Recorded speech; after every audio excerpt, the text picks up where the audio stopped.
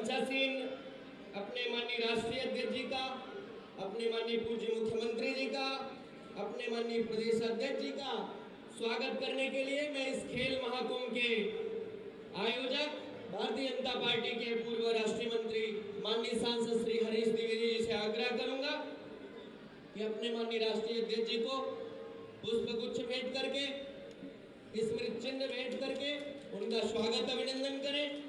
अपने पूज्य मुख्यमंत्री जी का स्वागत अभिनंदन करें। अपने माननीय प्रदेश अध्यक्ष जी का स्वागत अभिनंदन करें।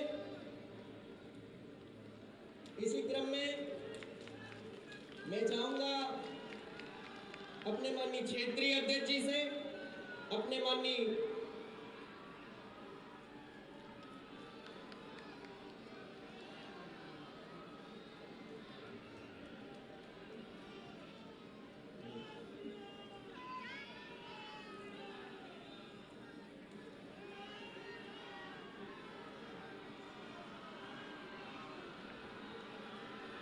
अपने माननीय एक बड़ी माला से अपने माननीय सांसद जी, माननीय क्षेत्रीय अध्यक्ष जी, माननीय क्षेत्रीय प्रभारी जी, माननीय जिला प्रभारी जी, एक बड़ी माला से अपने राष्ट्रीय अध्यक्ष जी का, अपने माननीय मुख्यमंत्री जी का, अपने माननीय प्रदेश अध्यक्ष जी का स्वागत अभिनंदन करेंगे।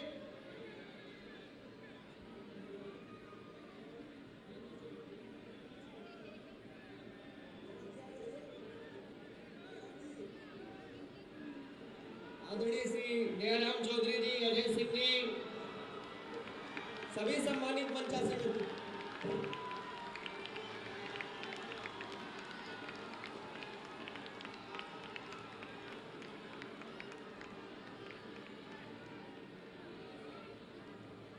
अब मैं निवेदन करूंगा अपने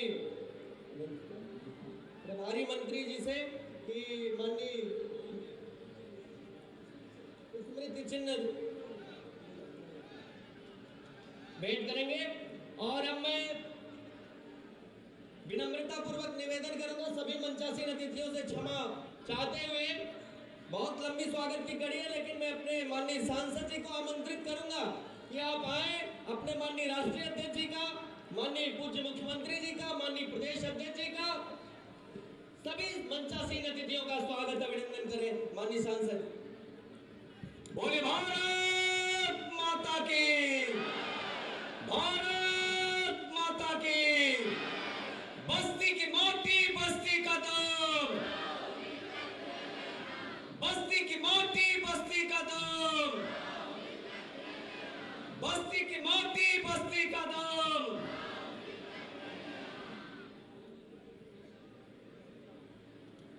आदरणीय प्रधानमंत्री जी की प्रेरणा से पिछले 3 वर्षों में पूरे देश में सांसद खेल महाकुंभ, सांसद खेल स्पर्धा का आयोजन किया जा रहा है, जिस उद्देश्य से माननीय प्रधानमंत्री जी की जो इच्छा थी, ग्रामीण पृष्ठभूमि के खेलों को, ग्रामीण पृष्ठभूमि के खिलाड़ियों को आगे बढ़ने का अवसर दिया जाए, उनको प्लेटफॉर्म उपलब्ध कराया जाए, उस दिशा में बस्ती में लगातार तीसरे वर्ष सांसद खेल महाकुंभ का आयोजन हो रहा है। पहले वर्ष देश के यशस्वी गृह मंत्री जी, उत्तर प्रदेश के यशस्वी मुख्यमंत्री जी का मार्गदर्शन हम सबको मिला था। दूसरे वर्ष जिनकी प्रेरणा से ये सांसद खेल महाकुंभ का आयोजन हुआ, ऐसे देश के यशस्वी प्रधानमंत्री आदरणीय नरेंद्र मोदी जी का वर्चुअल माध्यम से मार्गदर्शन हम सबको मिला, माननीय मुख्यमंत्री जी का प्रत्यक्ष रूप से मार्गदर्शन हम सबको मिला। और हम सबका सौभाग्य है, दुनिया की सबसे बड़ी राजनीतिक पार्टी के राष्ट्रीय अध्यक्ष, हम सबके अभिभावक और जिनके नेतृत्व में, जिनके मार्गदर्शन में अभी हिंदुस्तान में जो अलग अलग राज्यों का चुनाव हुआ, 3 राज्यों में प्रचंड बहुमत के साथ भारतीय जनता पार्टी जीत करके सरकार बनाई, ऐसे आदरणीय जेपी नड्डा जी का मार्गदर्शन हम सबको मिल रहा है।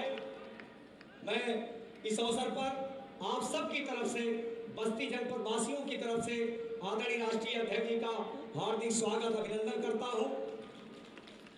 हम सबका सौभाग्य है लगातार बस्ती के सांसद खेल महाकुंभ में उत्तर प्रदेश के यशस्वी मुख्यमंत्री आदरणीय योगी आदित्यनाथ जी का मार्गदर्शन हम सबको मिल रहा है। आपका भी मैं बस्ती की पुण्य भूमि पर हार्दिक स्वागत अभिनंदन करता हूं। उत्तर प्रदेश भारतीय जनता पार्टी के यशस्वी प्रदेश के अध्यक्ष आदरणीय भूपेंद्र चौधरी जी का मार्गदर्शन हम सबको मिलेगा। मैं आपका भी बस्ती की पुण्य भूमि पर स्वागत करता हूं। भारतीय जनता पार्टी के प्रदेश संगठन महामंत्री आदरणीय धर्मपाल जी और मंच पर जितने अतिथिगण बैठे हुए हैं, मैं इसके पहले सबका स्वागत कर चुका हूं। समय के कमी के नाते मैं सबका नाम नहीं ले पा रहा हूं। आप सबका बस्ती की पुण्य भूमि पर मैं स्वागत करता हूं और 2 मिनट में इस खेल के बारे में माननीय राष्ट्रीय अध्यक्ष जी को बता करके मैं अपनी बात समाप्त करूंगा। माननीय अध्यक्ष जी, माननीय प्रधानमंत्री जी के इच्छा के अनुसार प्रारंभ में पहले साल जब हमने खेल महाकुंभ किया तो बस्ती जिले में 1 लाख विद्यार्थियों ने, कलाकारों ने और 40,000 खिलाड़ियों ने भाग लिया था। दूसरे साल जब हमने किया तो 3 लाख विद्यार्थी और 1 लाख खिलाड़ियों ने भाग लिया और इस साल लगभग 4.5 लाख, 1 लाख से ज्यादा विद्यार्थी खिलाड़ी और 3-3.5 लाख से ज्यादा विद्यार्थी और कलाकार भाग ले रहे हैं। हम 3 प्रकार के कार्यक्रम करते हैं। विद्यार्थियों के लिए निबंध प्रतियोगिता, रंगोली प्रतियोगिता, चित्रकला प्रतियोगिता का आयोजन होता है। देश के जितने भी महापुरुष हैं, मैं आपको बाद में ले आकर के दूंगा, सभी महापुरुषों का चित्र बनाने का काम हमारे बस्ती के बच्चों ने किया है, उनको पुरस्कृत करना है। और उसके बाद कलाकारों के लिए सांस्कृतिक प्रतियोगिता का आयोजन यहाँ पर होता है। सांस्कृतिक प्रतियोगिता में जो विजयी होते हैं उनको सम्मानित किया जाता है और 27 प्रकार के खेल का आयोजन बस्ती जिले में होता है। हम ब्लॉक स्तर पर 8 दिन का खेल करते हैं। ब्लॉक से चयनित होकर के 5 प्रकार का खेल ब्लॉक स्तर पर होता है, 22 प्रकार का खेल डायरेक्ट यहाँ पर होता है। ब्लॉक स्तर से जो चयनित होते हैं वो खिलाड़ी यहाँ पर उद्घाटन में आते हैं और निबंध और चित्रकला में टॉप 10 निबंध में सीनियर जूनियर में 20 एक विद्यालय से, टॉप 5 चित्रकला में सीनियर जूनियर से 10 एक विद्यालय से, उन्हीं सारे बच्चों को आज यहाँ पर हमने आमंत्रित किया है। बस्ती के तमाम संभ्रांत लोगों को, पार्टी के प्रमुख कार्यकर्ताओं को मैंने आमंत्रित किया है। इस अवसर पर मैं जरूर, जो हमारे कार्यकर्ता लगातार 2 महीने का ये अभियान इवेंट चलता है, 2 महीना तैयारी से लेकर के रजिस्ट्रेशन, फिर ब्लॉकों का कार्यक्रम, फिर 29 तारीख तक ये कार्यक्रम चलेगा, 29 को समापन होगा। इस कार्यक्रम में प्रत्यक्ष अप्रत्यक्ष रूप से जितने भी कार्यकर्ता, विभिन्न विभागों के अधिकारी, कर्मचारीगण, सबका मैं हार्दिक आभार व्यक्त करता हूं, अभिनंदन करता हूं कि आप सबके अथक परिश्रम से, अथक सहयोग से यह कार्यक्रम संभव हो पाया। बहुत बहुत धन्यवाद। नमस्कार। खेल की स्पर्धा बाद में होगी, अभी रोक देंगे, अंत में होगा ये। किसी को ऐसे ही शोहरत नहीं मिलती यारों, उसी का नाम है दुनिया में जिसके काम अच्छे हों। बहुत बहुत धन्यवाद सांसद जी। हम लोगों के बीच में यहाँ पर लाखों खिलाड़ियों को अपना आशीर्वाद प्रदान करने के लिए उत्तर प्रदेश भारतीय जनता पार्टी के मुखिया, हम सबके नेता, माननीय प्रदेश अध्यक्ष श्री भूपेंद्र चौधरी जी का आगमन हुआ है। मैं विनम्रता पूर्वक निवेदन करूंगा कि सर आप आए और यहाँ के खिलाड़ियों को अपना आशीर्वाद प्रदान करें। आपके लिए यही कहूँगा कि हर गली अच्छी लगी, हर एक घर अच्छा लगा, हर गली अच्छी लगी, हर एक घर अच्छा लगा। आप आए शहर में तो शहर घर अच्छा लगा। माननीय प्रदेश अध्यक्ष। सांसद खेल महाकुंभ के इस महाकुंभ में आए आज पधारे हमारे राष्ट्रीय अध्यक्ष जी आदरणीय जेपी नड्डा जी, प्रदेश के यशस्वी मुख्यमंत्री आदरणीय योगी आदित्यनाथ जी, भारतीय जनता पार्टी के महामंत्री संगठन आदरणीय धर्मपाल जी, इस कार्यक्रम के आयोजक बस्ती से लोकसभा के माननीय सांसद आदरणीय हरीश द्विवेदी जी, सभी मंचासीन भारतीय जनता पार्टी के पदाधिकारीगण और इस विशाल महाकुंभ में प्रतिभाग करने वाले मेरे सभी भाइयों, खिलाड़ी भाइयों और बस्ती के सभी सम्मानित नागरिक भाइयों बहनों, माननीय प्रधानमंत्री जी की प्रेरणा से खेल भावना और खिलाड़ियों को प्रोत्साहन देने के लिए इस सांसद खेल महाकुंभ के सभी लोकसभा क्षेत्रों में आयोजन हो रहे हैं। पिछले 3 वर्षों से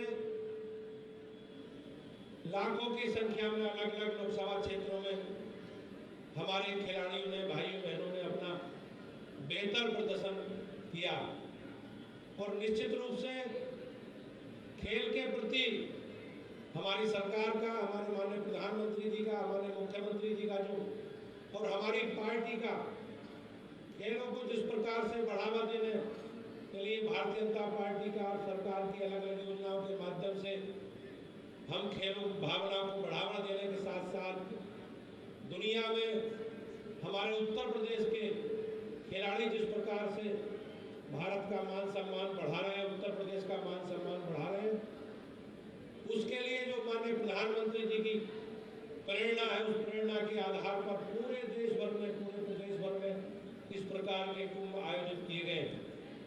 भाइयों बहनों, चाहे ओलंपिक हो, राष्ट्रमंडल खेल हो या एशियाई खेल हो, उत्तर प्रदेश के खिलाड़ियों ने हमारे प्रदेश का नाम रोशन किया और मैं निश्चित रूप से कह सकता हूं उसके लिए कहीं ना कहीं माननीय प्रधानमंत्री जी का जो संकल्प है और हमारे माननीय मुख्यमंत्री जी की जो प्रेरणा है, उसी के आधार पर आज इस प्रकार की परिस्थिति उत्पन्न हुई। आज इसके कार्यक्रम में हमारे राष्ट्रीय अध्यक्ष जी यहाँ उपस्थित हुए हैं। मैं माननीय मुख्यमंत्री जी का, अपने राष्ट्रीय अध्यक्ष जी का स्वागत करता हूँ और सभी खिलाड़ियों का, उनका आभार प्रकट करता हूँ, उनका स्वागत करता हूँ, उनके भविष्य के लिए अपनी शुभकामनाएं देता हूँ कि आज उन्होंने जिस प्रकार से अपने खेल का एक बेहतर प्रदर्शन किया है, कल वो प्रदेश स्तर पर भी और राष्ट्रीय स्तर पर भी और अंतर्राष्ट्रीय स्तर पर भी हमारा गौरव बढ़ाएंगे। मैं उनको शुभकामनाएं देता हूँ और अपने राष्ट्रीय अध्यक्ष जी की उपस्थिति को प्रणाम करते हुए उनका स्वागत करता हूँ। बहुत बहुत धन्यवाद। बहुत बहुत धन्यवाद माननीय प्रदेश अध्यक्ष जी। अभी माननीय सांसद जी ने कहा कि माननीय पूज्य मुख्यमंत्री जी का आशीर्वाद हम बस्ती जनपद वासियों को निरंतर मिलता रहता है और उसका सबसे बड़ा उदाहरण है ये तीसरा खेल महाकुंभ का आयोजन हो रहा है और तीनों बार यहाँ के खिलाड़ियों को आशीर्वाद देने के लिए पूज्य मुख्यमंत्री जी हम लोगों के बीच में यहाँ पर उपस्थित रहे। मैं विनम्रता पूर्वक निवेदन करूंगा अपने माननीय मुख्यमंत्री जी को कि इन खिलाड़ियों को अपना आशीर्वाद दें। आपके लिए यही कहूंगा सर कि नेक नियम का कड़ा आदमी, संकल्पों का घड़ा आदमी, सबके दिल में बसा हुआ है, संत हृदय का बड़ा आदमी पूज्य मुख्यमंत्री जी। भारत माता की। जहां तक आवाज जारी है, देश की युवा शक्ति इतने जोर से आप अपना भारतीय जनता पार्टी के माननीय अध्यक्ष जी का, राष्ट्रीय अध्यक्ष जी आज यहाँ पर आए हैं, उनका स्वागत करिए कि बस्ती के एक एक गांव में आपकी आवाज पहुंच जाए। भारत माता की। दोनों हाथ उठा करके बोलेंगे थोड़ा, भारत माता की, भारत माता की, भारत माता की। वंदे वंदे वंदे।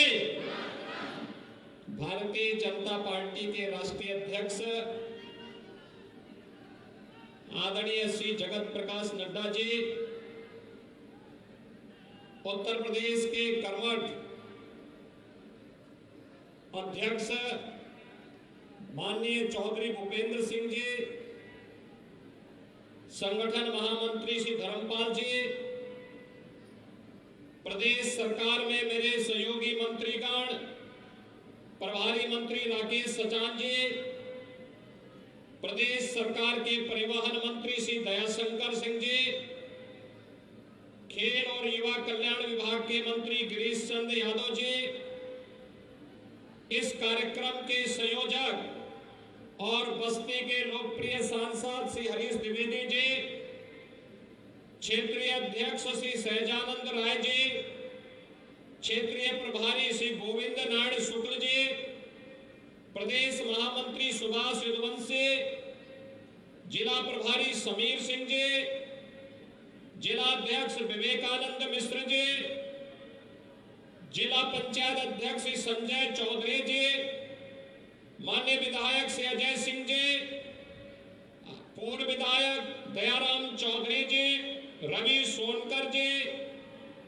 और यहाँ पर भारी संख्या में उपस्थित बस्ती के मेरे सभी युवा साथियों, मैं आप सबकी ओर से सबसे पहले 3 राज्यों के विधानसभा चुनाव में प्रचंड बहुमत के साथ आदरणीय प्रधानमंत्री जी के मार्गदर्शन और नेतृत्व में, जिनकी रणनीति और जिनकी अगुवाई में संगठन ने ये प्रचंड विजय प्राप्त की है, भारतीय जनता पार्टी के राष्ट्रीय अध्यक्ष माननीय श्री जेपी नड्डा जी के उत्तर प्रदेश आगमन के अवसर पर उनका बस्ती की इस धरती पर हृदय से स्वागत करता हूं, अभिनंदन करता हूं। भाइयों बहनों, हम सब जानते हैं कि पिछले 9.5 वर्ष के अंदर हम एक नए भारत का दर्शन कर रहे हैं। ये नया भारत जिसमें 142 करोड़ लोगों को गौरव के साथ आगे बढ़ने और बिना भेदभाव के विकास की प्रक्रिया के साथ जुड़ने का एक अवसर प्राप्त हुआ है। चेहरा देख करके नहीं, गांव, गरीब, किसान, नौजवान, दलित, वंचित, पिछड़ा, महिलाएं, युवा, इन सभी को शासन की योजनाओं में भागीदार बना करके उनके जीवन में परिवर्तन करने का जो कार्य पिछले 9.5 वर्ष के अंदर हुआ है, आज उसका परिणाम हम सबके सामने देखने को मिला है। और यह हम सब जानते हैं कि जब मोदी जी के हाथों में देश की सत्ता आई थी, तब ये देश दुनिया की 11वीं 12वीं अर्थव्यवस्था के रूप में जाना जाता था। और ये हमारा सौभाग्य है, एक यशस्वी नेतृत्व में आज भारत की अर्थव्यवस्था देश दुनिया की 5वीं बड़ी अर्थव्यवस्था के रूप में स्थापित हुआ है। जिस गति से भारत बढ़ रहा है, आने वाले 3-4 वर्ष महत्वपूर्ण होंगे। इसमें भारत की अर्थव्यवस्था को 3री बड़ी अर्थव्यवस्था के रूप में स्थापित करने के प्रधानमंत्री जी के संकल्पों के साथ हर भारतवासी को जुड़ना है। हर भारतवासी जुड़ेगा तो अर्थव्यवस्था की मजबूती होने का मतलब हर चेहरे पर खुशहाली आना, हर एक के जीवन में परिवर्तन आना। और इसी का परिणाम है बस्ती से हमारे राष्ट्रीय अध्यक्ष जी का विशेष संबंध है। यहाँ जो मेडिकल कॉलेज आप देख रहे हैं ना, ये मेडिकल कॉलेज तभी आपको प्राप्त हुआ था जब माननीय नड्डा जी केंद्रीय स्वास्थ्य और परिवार कल्याण विभाग के मंत्रालय के मंत्री थे। आप सोचिए, बस्ती में कोई मेडिकल कॉलेज की बात सोच सकता था? लेकिन भाइयों बहनों, गोरखपुर में एम्स हो या फिर बस्ती का मेडिकल कॉलेज, ये सभी नड्डा जी की देन है। और भाइयों बहनों, इसीलिए पूर्वी उत्तर प्रदेश के अंदर इंसेफ्लाइटिस की बीमारी के समाधान के लिए स्वास्थ्य और परिवार कल्याण मंत्री के रूप में उनका विजिट हुआ था। वे चिंतित थे, लेकिन साथ साथ उन्होंने प्रभावी कार्य योजना बनाई। और आज मुझे बताते हुए प्रसन्नता है कि अध्यक्ष जी, हम लोगों ने इंसेफ्लाइटिस को पूरी तरह समाप्त कर दिया है। और प्रधानमंत्री मोदी जी के संकल्पों के अनुरूप ये बीमारी जिसने 40 वर्ष में पूर्वी उत्तर प्रदेश के 50,000 बच्चों को निगल लिया था, आज उस बीमारी को हम पूरी तरह नियंत्रित करके उसका उन्मूलन कर चुके हैं। और इसमें प्रधानमंत्री मोदी जी के नेतृत्व में स्वास्थ्य मंत्री के रूप में आपके द्वारा दिए गए योगदान की महती भूमिका है। इस अवसर पर भी मैं आपका हृदय से स्वागत करता हूं, अभिनंदन करता हूं। भाइयों बहनों, एक खेल कूद महाकुंभ प्रत्येक संसदीय क्षेत्र में आयोजित हो रहे हैं। अभी हम लोगों ने वाराणसी में आदरणीय प्रधानमंत्री जी अपने संसदीय क्षेत्र के दौरे पे आए थे और ऐसे खेलकूद महाकुंभ के आयोजन के साथ जुड़े थे। अलग अलग प्रतियोगिताएं चल रही थी और प्रत्येक प्रतियोगियों में वहां पर प्रधानमंत्री जी उनको मिले थे। यहाँ हमारे युवाओं को अपनी ताकत को दुनिया के सामने प्रस्तुत करने और अपनी सामर्थ्य का प्रदर्शन करने का एक अवसर प्रदान करता है। और जहां इसके लिए खेलो इंडिया खेलों के माध्यम से फिट इंडिया मूवमेंट के माध्यम से, सांसद खेलकूद प्रतियोगिता के माध्यम से प्रधानमंत्री जी ने इसे प्रोत्साहित किया है। वहीं साथ ही साथ हर एक जनपद में एक एक सेंटर खेल के लिए बनाने की कार्रवाई भी आज भारत सरकार के स्तर पर प्रारंभ हुआ है। और भाइयों बहनों, उत्तर प्रदेश देश की आबादी की सबसे बड़ा प्रदेश होने के नाते उत्तर प्रदेश कैसे इसमें पिछड़ सकता है। उत्तर प्रदेश ने भी संकल्प लिया है, खेल और खिलाड़ियों के लिए हम लोग अपने कार्यक्रम को आगे बढ़ाएंगे। हर गांव में खेल का मैदान होगा, हर मैदान के साथ एक ओपन जिम भी होगा। हर गांव में युवक मंगल दल और महिला मंगल दल को हम लोग स्पोर्ट्स किट उपलब्ध करवाएंगे। और अब तक मुझे बताते हुए प्रसन्नता है कि हम लोगों ने प्रदेश में 65,000 युवक मंगल दल और महिला मंगल दल को स्पोर्ट्स किट उपलब्ध करवाने की कार्रवाई को आगे बढ़ाया है। हर जनपद में हम लोग स्टेडियम का निर्माण, हर विकास खंड स्तर पर एक मिनी स्टेडियम के निर्माण का कार्य भी युद्ध स्तर पर चल रहा है। और आज परिणाम है, देश के अंदर इस सामर्थ्य जहां आगे बढ़ी है, भाइयों बहनों, इस सामर्थ्य का परिणाम है ओलंपिक में भारत ने सबसे अधिक मेडल अब तक जीते हैं। और यही नहीं, एशियन गेम्स में भी आज जो प्रदर्शन भारत का है, पहली बार 100 का आंकड़ा पार कर रही है भारत। यह एक सुखद लक्षण है। प्रधानमंत्री मोदी जी के विजन को जमीनी धरातल पर उतारने का परिणाम आज उसके हम सबके सामने आए हैं।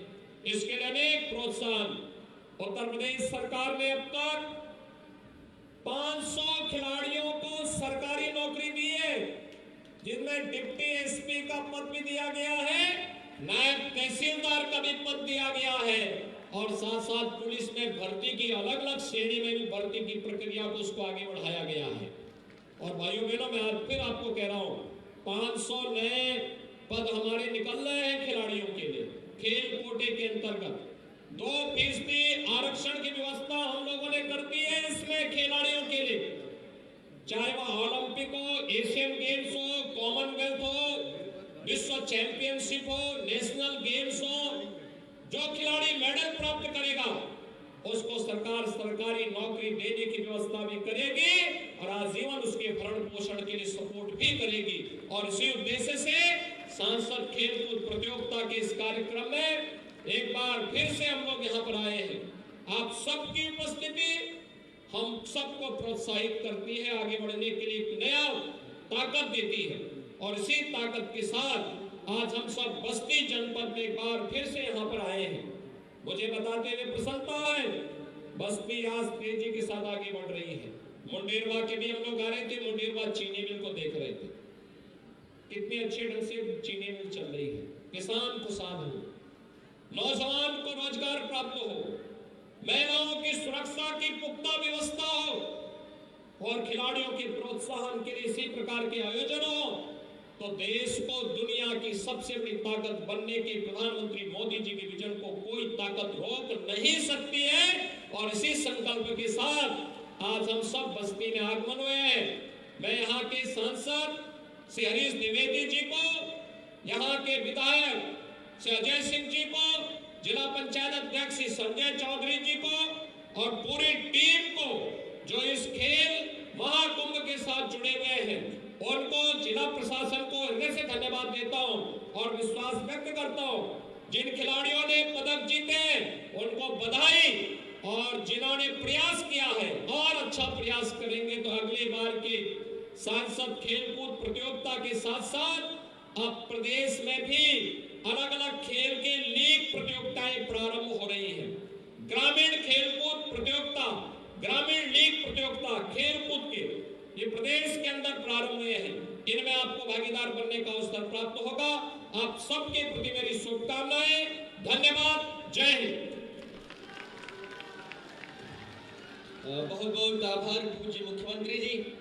अभी पूज्य मुख्यमंत्री जी कह रहे थे कि माननीय मंत्री जी ने, माननीय राष्ट्रीय अध्यक्ष जी ने एम्स दिया, मेडिकल कॉलेज दिया, और वो जब 6 मेडिकल कॉलेजों की, जब माननीय स्वास्थ्य मंत्री जी उस समय थे, 6 मेडिकल कॉलेजों की जब आपने घोषणा किया था, तो बस्ती को आप इतना मानते हैं कि उस 6 में से एक मेडिकल कॉलेज बस्ती में आपने दिया था। और मैं आपको बताते हुए मुझे प्रसन्नता हो रही है कि आज MBBS में एडमिशन करने वाला हमारा विद्यार्थी सबसे प्राथमिकता पर बस्ती मेडिकल कॉलेज को रखता है। इतनी अच्छी व्यवस्था यहाँ पर हो रही है। हम लोगों के बीच में आज पुनः माननीय राष्ट्रीय अध्यक्ष जी आए हैं। निश्चित तौर से आपकी प्रेरणा से इन खिलाड़ियों का उत्साहवर्धन होगा। माननीय राष्ट्रीय अध्यक्ष जी के नेतृत्व में आज दुनिया का सबसे बड़ा राजनीतिक संगठन हम लोग उसके कार्यकर्ता हैं। मैं विनम्रता पूर्वक निवेदन करूंगा अपने भारतीय जनता पार्टी के राष्ट्रीय अध्यक्ष जी से कि यहाँ पर उपस्थित खिलाड़ियों को अपना आशीष प्रदान करें, अपना मार्गदर्शन दें। आपके लिए यही कहूंगा सर कि रोशनी की तलाश थी हमको, जिंदगी की तलाश थी हमको, आप आ गए सर तो ऐसा लगा आप ही की तलाश थी हमको। माननीय राष्ट्रीय अध्यक्ष जी। बोलिए भारत माता की, भारत माता की, भारत माता की। आज के इस खेल महाकुंभ के समापन कार्यक्रम में मंच पर उपस्थित उत्तर प्रदेश के यशस्वी मुख्यमंत्री आदरणीय श्री योगी आदित्यनाथ जी, हमारे पार्टी के बहुत ही जुझारू और कर्मशील अध्यक्ष श्री भूपेंद्र सिंह चौधरी जी, आप सबके और हम सबके बहुत ही लोकप्रिय सांसद और इस महाकुंभ के आयोजक सम्माननीय मेरे छोटे भाई हरीश द्विवेदी जी, हमारे प्रदेश के संगठन मंत्री धर्मपाल जी, क्षेत्रीय अध्यक्ष सहजानंद राव जी, हमारे यहाँ के प्रभारी मंत्री सच्चान जी, हमारे सभी वरिष्ठ मंत्रीगण, सांसदगण, विधायकगण, पार्टी के पदाधिकारी और बस्ती में इस महाकुंभ में एकत्र आए देवियों और सज्जनों और मेरे नौजवान खिलाड़ी साथियों और मीडिया के मेरे साथी, प्रिंट मीडिया और इलेक्ट्रॉनिक मीडिया के मेरे साथी, मेरा ये सौभाग्य है कि मुझे इस खेल महाकुंभ के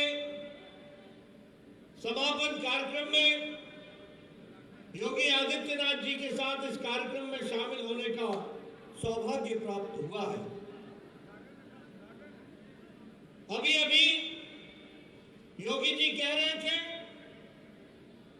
कि 9.5 साल में नए भारत का दर्शन हो रहा है और उस नए भारत का प्रतिबिंब मुझे यहां नौजवानों में दिख रहा है, वह मैं स्पष्ट रूप से कहना चाहता हूं। मित्रों, ये खेल महाकुंभ जिसकी शुरुआत 3 साल पहले हरीश द्विवेदी जी ने की, आदरणीय प्रधानमंत्री मोदी जी के दिए गए सलाह पर स्थान स्थान पर खेल महाकुंभ हो रहा है और मुझे जानकर खुशी है कि 1 लाख विद्यार्थियों के और 50,000 खिलाड़ियों के क्रम से प्रारंभ करते हुए आज 3.5 लाख खिलाड़ी और लगभग 4.5 लाख विद्यार्थी इस महाकुंभ में शामिल हुए हैं। उनका बहुत बहुत अभिनंदन, बहुत बहुत स्वागत। मित्रों, देश को चलाने के लिए नेतृत्व और नीति और नियम और कार्यक्रम ये बहुत महत्वपूर्ण होते हैं। आज हम खेल की बात कर रहे हैं।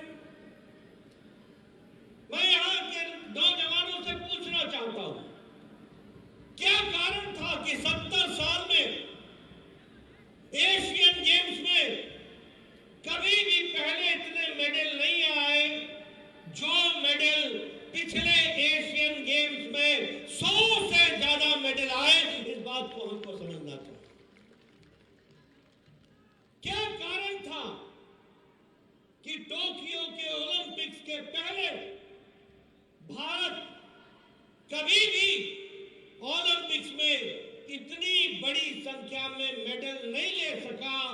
वह लेने का सौभाग्य भारत को, आजाद भारत को मिला तो वो टोक्यो ओलंपिक्स में मिला और मोदी जी के नेतृत्व में मिला।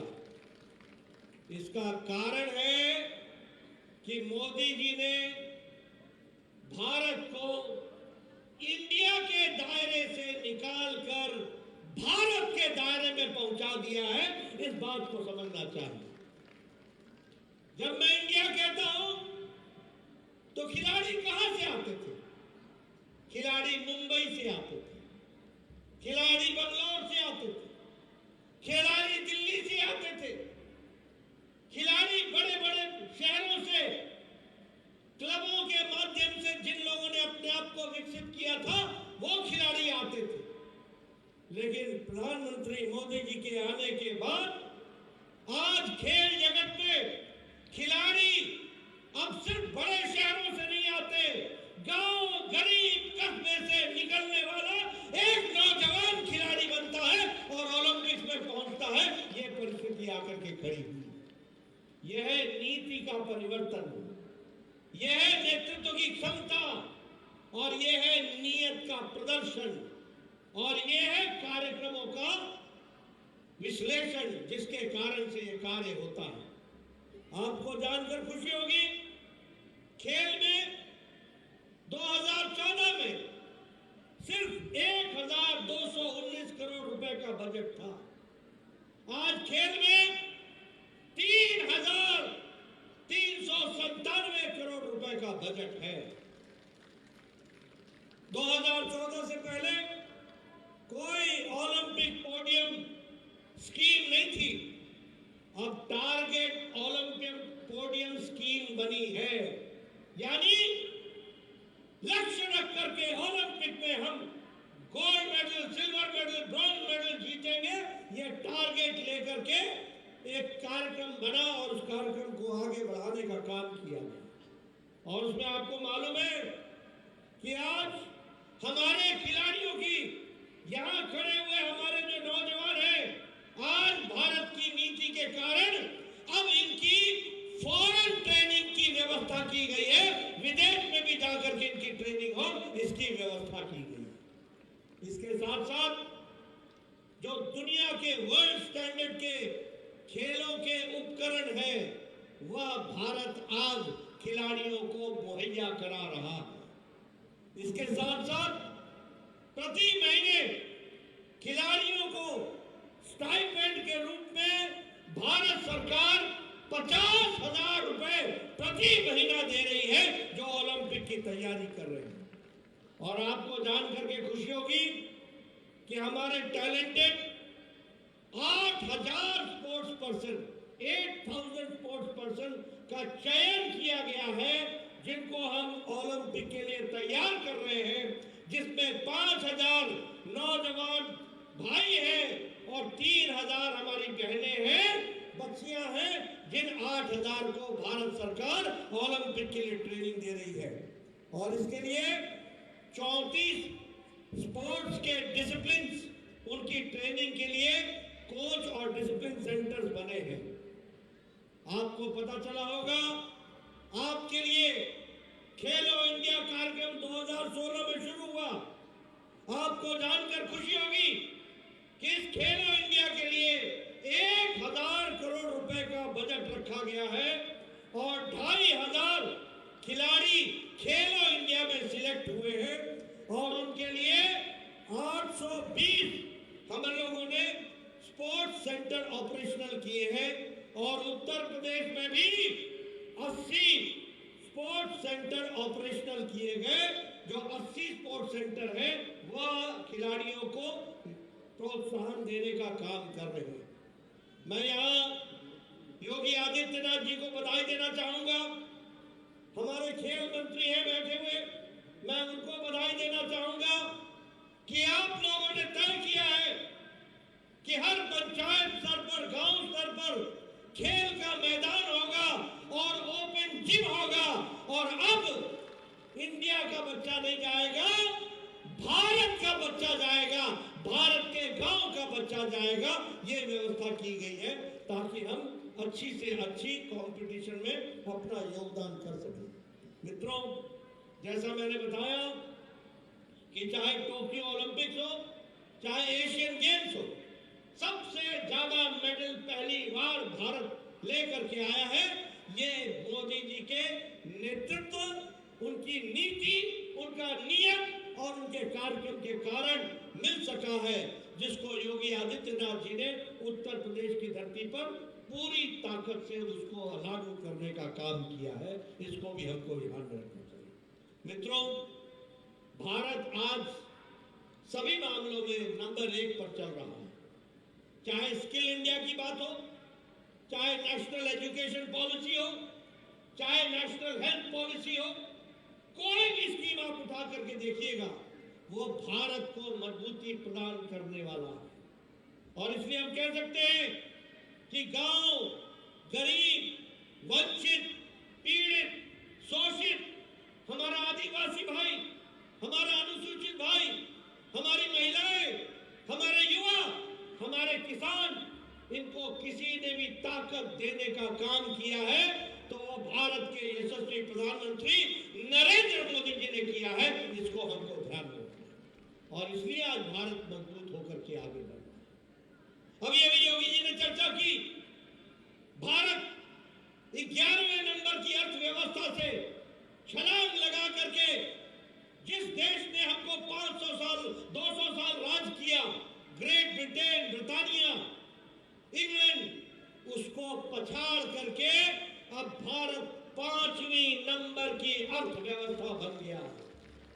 और आप लोग के आशीर्वाद से 2024 में प्रधानमंत्री मोदी जी तीसरी बार प्रधानमंत्री बनेंगे और 3 साल के अंदर भारत तीसरी सबसे बड़ी अर्थव्यवस्था बन जाएगा। इसकी तैयारी बोलिए, आप इसमें अपना योगदान करेंगे ना? बोलिए, करेंगे ना? तीसरी अर्थव्यवस्था बनना है ना?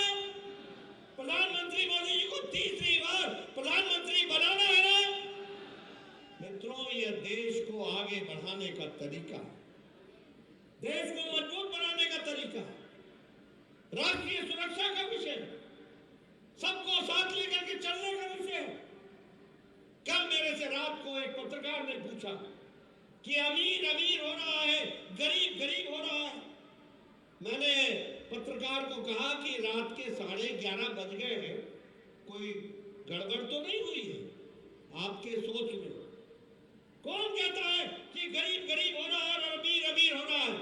अरे, आपको मालूम होना चाहिए कि इंटरनेशनल मॉनिटरी फंड ने कहा है कि मोदी जी के नेतृत्व में 13.5 करोड़ परिवार गरीबी की रेखा से ऊपर उठ गए हैं। ये आज बदलता भारत है, इसको आपको समझना चाहिए। आपको जानकर खुशी होगी कि इंटरनेशनल मॉनिटरी फंड आज ये बोलता है कि भारत में अति गरीबी 0.1% से भी नीचे आ गई है, 0.1% से भी नीचे आ गई है। हाँ, ये बात जरूर है कि भारत एक्सपोर्ट में आगे बढ़ रहा है। आज भारत इस्पात में, स्टील में 4थे नंबर का एक्सपोर्टर था, आज 2रे नंबर का स्टील मैन्युफैक्चरर बन गया। आज भारत ऑटोमोबाइल इंडस्ट्री में जापान को पछाड़कर 3रे नंबर की मार्केट बन गई है, 3रे नंबर की मार्केट। आपको जानकर आश्चर्य होगा, ये कांग्रेसी भाई, इनको ना समझ है ना अंडरस्टैंडिंग है। धनतेरस के दिन 55 लाख गाड़ियां खरीदी गई है, ये भारत का रिकॉर्ड है। आपको जानकर के खुशी होगी कि लाखों में लोगों ने मोटरसाइकिल खरीदी है। ये बदलता भारत है। आप बताइए, आज आपको उत्तर प्रदेश में नेशनल हाईवे दिखता है कि नहीं दिखता है? दिखता है कि नहीं दिखता है? एक्सप्रेस हाईवे दिखता है कि नहीं दिखता है? आपको चौड़ी चौड़ी लंबी लंबी सड़कें दिखती है कि नहीं दिखती है? आपको all India institute of medical sciences Gorakhpur दिखता है कि नहीं दिखता है? आपको बस्ती का मेडिकल कॉलेज दिखता है कि नहीं दिखता है? आपको देवरिया का मेडिकल कॉलेज दिखता है कि नहीं दिखता है? आपको सिद्धार्थनगर का मेडिकल कॉलेज दिखता है कि जानकर खुशी होगी कि मोदी जी ने पिछले 5 साल में 27 मेडिकल कॉलेज और 20 super speciality block Uttar Pradesh को दिया है। यह विकास की नई कहानी। इसलिए मित्रों, मैं कहानी सुनाने लगूंगा आपको तो उसका कोई अंत नहीं है, कोई अंत नहीं। आप बताइए, 138% भारत की दवाई का एक्सपोर्ट बढ़ गया, 138%। दुनिया की डिस्पेंसरी भारत बन गई है। सबसे सस्ती और सबसे कारगर दवाई अब भारत बना रहा है। पेट्रोकेमिकल्स में हम 106% हमारा एक्सपोर्ट बढ़ गया, 106% बढ़ गया। ये देश की बदलती हुई तस्वीर है। आज भारत अब विदेशों से डिफेंस के सामान नहीं मंगवा रहा, आज भारत खुद अपना प्रोड्यूस कर रहा है। चाहे तेजस हो, चाहे हमारे इंडिजिनस हमारे इक्विपमेंट्स हो, उपकरण हो, डिफेंस के उपकरण हो, ये सारे के सारे भारत में लिए जा रहे हैं।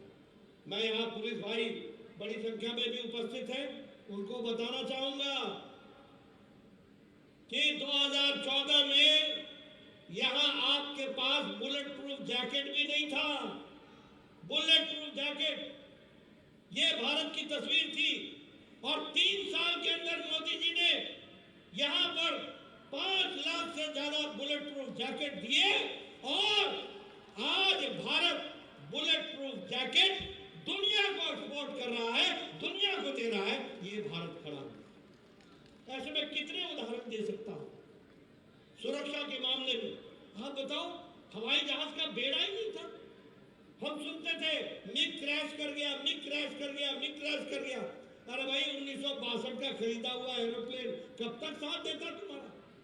1965 और 70 का खरीदा हुआ प्लेन तुम्हारा कब तक साथ देता? ये राफेल का बेड़ा अगर कोई लेके आया तो प्रधानमंत्री मोदी जी लेकर के आए। अगर देश में बना हुआ पनडुब्बी का कोई जहाज बना तो वो भारत देश में मोदी जी के नेतृत्व में बना। अगर देश में लड़ाकू जहाज बने तो वह भी मोदी जी के नेतृत्व में बने। इसलिए सर्वांगीण विकास का काम, जिसमें हमारे युवा, हमारे नौजवान खिलाड़ी भी आते हैं, मेरी शुभकामनाएं हैं आपको। आप में से लोग आने वाले समय में ओलंपिक का गोल्ड मेडल हाथ में लेकर के आओगे, ऐसा मेरा विश्वास है। इस बात को मैं कहना चाहता हूं।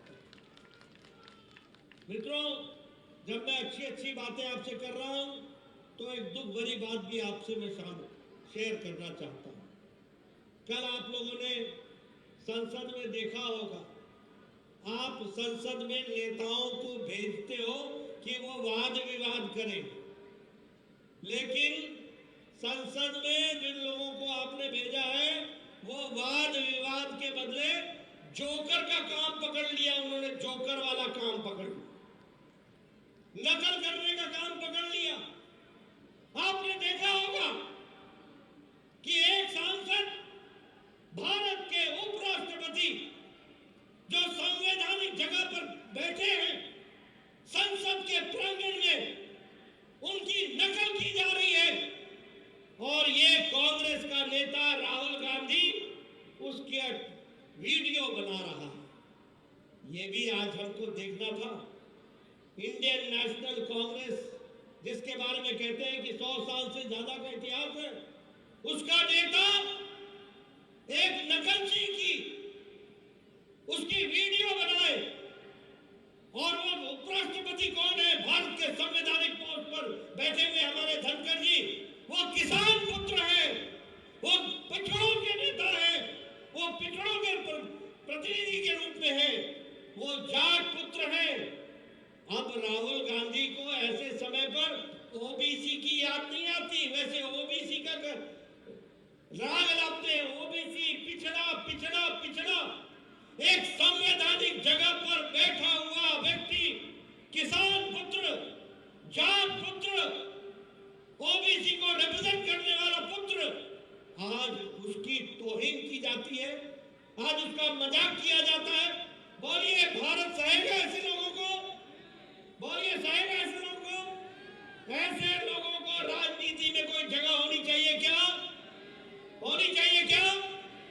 ये हालत हो गई है कांग्रेस की। आजकल कैमरामैन का काम संभाल लिया। कैमरामैन, मुझे गोरखपुर में हमारे सांसद रवि किशन जी मिले, वो कह रहे थे कि हमारे भोजपुरी स्टूडियो में भी कैमरामैन की जगह खाली है, अगर एग्जामिनेशन दे तो हम विचार कर सकते हैं ऐसे कैमरामैन के। ये स्थिति आकर के खड़ी हुई है। आप बताइए, इसकी निंदा होनी चाहिए कि नहीं होनी चाहिए? बोलिए, निंदा होनी चाहिए कि नहीं होनी चाहिए? मित्रों, यह एक तरफ क्या कहते हैं, मोदी हटाओ, मोदी हटाओ, मोदी हटाओ, और मोदी जी क्या कहते हैं, देश आगे बढ़ाओ, देश आगे बढ़ाओ, देश को आगे ले जाओ, इसके लिए काम करो। इसलिए मित्रों, मोदी हटाने वालों को 2024 में तुमने हटा देना और देश के विकास करने वाले मोदी जी को आगे बढ़ा देना, यही मेरा निवेदन है। बहुत बहुत धन्यवाद। जय भारत, जय उत्तर प्रदेश। बहुत बहुत